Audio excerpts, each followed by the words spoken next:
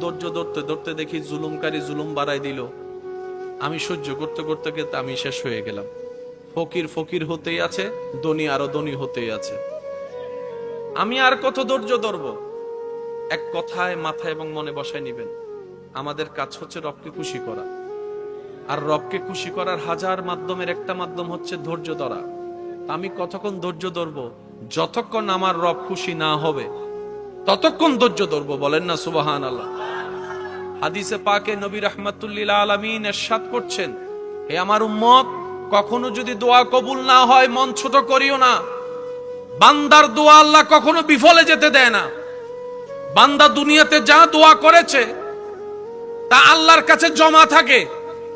আল্লাহ যদি দুনিয়াতে সেটা রিটার্ন না করে, কবুল করে, হাসরের ময়দানে ওই করা দোয়ার বিনিময়ে আল্লাহ এমন নিয়ামত দান করবেন, বান্দা সেদিন নিয়ামত পেয়ে অবাক হয়ে যাবেন। সুবহানাল্লাহ।